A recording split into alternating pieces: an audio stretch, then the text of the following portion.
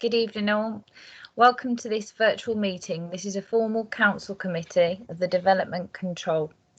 The public proceedings will take place live on the internet and the meeting will be recorded. It will assist the conduct of business if participants speak only when invited. I shall adjourn the meeting if necessary if protocol is not observed. Members of the public are welcome to view the proceedings but should not make contributions during the decision-making process. All members of the committee have received the reports in advance and had the opportunity to read them, and the reports are published on the internet. Additional documents known as the pre-committee notes are available on the council's internet site and have been emailed to members and public speakers. These should be read in conjunction with the main agenda documents. They are fully taken into account before decisions are made. Applications will be dealt with in the order they appear on the agenda, and I will invite applicants, agents and public speakers who have registered to speak at the appropriate times. As there are no speakers on today, I won't go through that part. So please remember to unmute your microphone and switch on your video feed when it is time when you choose to speak. Speak clearly and slowly into your microphone, and the chat function on the Microsoft Teams should only be used by the members of the committee and officers. This is to assist me with the conduct of the meeting, and members of the public should not use this function in any capacity. This is being monitored and has a full audit trail. Anyone found to be using this function will be removed from the meeting.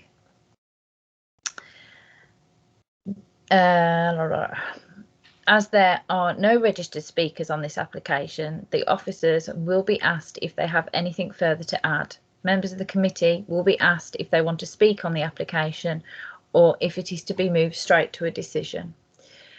The committee will then be invited to make a decision on each individual application. When a matter is put to a formal vote, I will ask each member of the committee individually to record their vote. Finally, I ask for everyone's patience with the use of the technology, and I apologise in advance if we experience any unforeseen difficulties, which we shall try to resolve expediently. When the item on which you have contributed is concluded, you may leave the meeting by using the red hang up button if you wish. Do we have any apologies for absence? No apologies, Chair. Thank you. So there is no substitute members. And are there any declarations of interest under the Members' Code of Conduct? None. And can I confirm and sign the minutes of the meeting held on the 13th of January 2021 as a correct record? Yes, Chair. Yes. Thank you. So moving on to the plans and applications to develop. Planning application number P20/0718, the Black Horse Public House in Manor Way, Halsowen. Emily, would you like to come in on this one, please?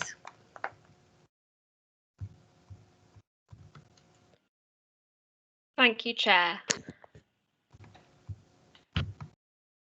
The application before you proposes the erection of single-storey and two-storey extensions to the existing Black Horse Public House, with refurbishment of the existing manager's accommodation. The officer recommendation is to approve the application subject to conditions. The building is situated to the south of Manor Way, Halsowen, and is sited within the designated green belt and the Ilian Lapel area of high historic landscape value. The application relates to an existing public house and seeks extensions to increase the floor area of the premises by approximately 22% over the existing. Whilst this in itself is not considered to be significant, given the historic additions, the additional floor space is considered within Greenbelt terms to represent a disproportionate addition.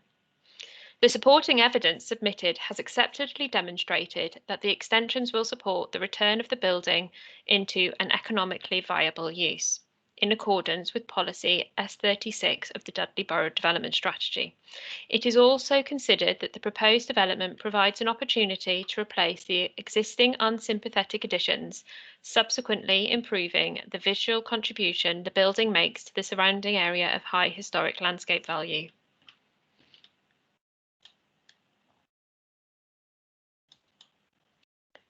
And this, in culmination with the evidence provided relating to the continued use of the business, is considered to represent very special circumstances to enable the local planning authority to support the proposed development in this sensitive greenbelt location. It is also not considered that the alterations to the car park, which require some modest retaining structures, will have a detrimental impact upon the character and openness of the greenbelt, given that this is utilising areas of hard landscaping already in existence. The application has been amended during the course of the application to alter the internal layout to remove parking from the land at the rear, which is currently in council ownership, and is listed within the Historic Environment Record as forming part of the line of the disused Dudley No. 2 Canal. The parking area subsequently offers 33 parking spaces, which represents a modest shortfall of 6 spaces below the maximum standards set out within the Dudley Parking Standards SPD. A condition has subsequently been included requiring the submission of a travel plan that seeks to encourage sustainable traffic patterns and shall include details of car parking management, ensuring that at peak times the car park operation is managed appropriately, and subsequently the parking provision is considered acceptable by officers. It's the application site. As noted, it is an existing pub that is currently not in use, and the alterations and extensions to the property will enable this to come back into a viable economic use. You can see here the front of the building, where there will be a single-storey extension at the front here, and you will also see the peak element of the roof of the 2-storey rear element. This is a view of the access and its relationship with the existing Manor Way. This is a view into the site with the existing car parking area, with some of this area to the rear being hard landscaped. There is an existing hard landscape to the rear, which will not be used as it's council owned. This is a view towards the existing building and the area of the single-storey front extension with the car parking area as existing. This shows you the area where there will be some alterations to the hard landscaping. You can see here the relationship with the existing site, where this area at the rear will not be included as part of that, as that forms part of the council-owned land. It was historically used as parking, but it won't be in connection with this planning application. Again, here this shows the lower level of the council-owned parking area that's no longer included as part of this application. Again, here we can see the existing very unsympathetic additions to the property, which will be demolished and replaced as part of this application. Again, just looking at the rear, where you will have the manager's accommodation on the lower level, and the unsympathetic additions will be removed and replaced as part of this application. Again, looking at the rear elevation of the property. And just to reiterate, the officer recommendation is to approve the application subject to conditions. Thank you, Chair. Thank you, Emily. Committee, over to you. Are there any questions from the committee, or are you quite happy to go straight to the vote? Okay, Councillor Taylor. Hello there, yeah. Can I just get this clear in my mind? It's not, are we looking at complete change of use so that it will no longer be a public house, or is it part change of use? Because I can't differentiate there. Is it part change of use with these additions and it will still run as a public house? Yeah. Is that the correct way I'm looking at it? It will still be a public house, Emily. I don't know whether you. It'll be a public house when they eventually open, but it will offer accommodation alongside. For the manager. The accommodation. Sorry, through you, Chair. The accommodation is existing. It's the manager's accommodation. That is, it's going to be sort of altered as part of the proposals, but it's not going to change in any way. And we've also included as part of the recommendation a condition restricting that use of that residential element to the pub. but there's no change of use involved here. It is an existing pub with ancillary residential accommodation for the manager, and that's not changing as part of this application. So it's just the extensions and alterations to the property that's to be considered. So I'm reading it right, then the extensions at the front are purely to do with the existing business. Yes? Yes. Okay, thank you. I just wanted to clear that. Thank you. Thank you, Councillor Taylor. Councillor Burston. Chairman, just to clarify on the obviously some of the objections originally were around homes in multiple occupation. I take it that element has been removed from it now. Even if it wasn't, we wouldn't, based on previous applications, that's something we could have considered anyway.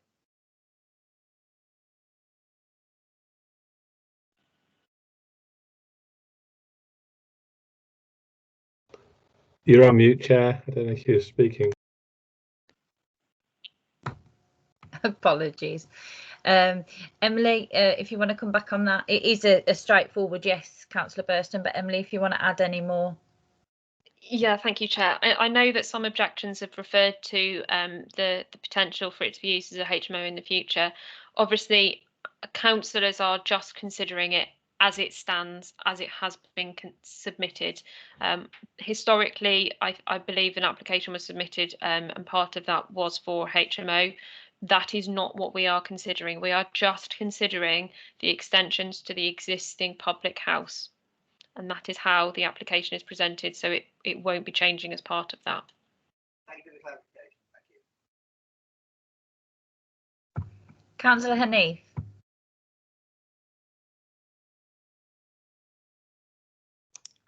Yes, thank you, Chair. One is a question to Emily, and the other one is just sort of just for my understanding more than anything. Obviously, Manor Way, as we all know, is a very, very busy road. Will there be enough kind of in and out signage and stuff as part of the whole development to, for traffic that's going past? Enough signage, if you know what I mean, to sort of, make everything alert that, and that's one question. The other thing I want to know is looking at the actual Yellow Book public consultations, just for my clear understanding, there was about 3 of them, and as sort of objections and different things have been resolved on that now. Is that all right? If you know what I mean? Yeah, of course. Emily, I think actually just answered that last one that you asked for Councillor Burston. Mm-hmm. As for the highways are quite happy with the way that it is at the moment with the access and the parking. And the signage will obviously remain the same because it's not a change of use, it's still the same. It still will be a public house. Mm-hmm. Does that answer all those questions? Yeah, that's fine. It was just sort of clarification, really. Okay. Thanks, Councillor Hanif. Are there any other questions of any of the members before I put this to a formal vote? No, so we'll go straight to the vote then. So, Councillor Bradley. Approved, Chair. Councillor Ahmed. Approved, Chair. Councillor Burston. Approved, Chair. Was that approved? Sorry, it's really quiet. Yeah, approve. Thank you. Councillor Cowell. Approved, Chair. Councillor Hanif. I approve, Chair. Councillor Harley. Yes, I approve. Councillor Neal. I also approve, Chair. And Councillor Taylor.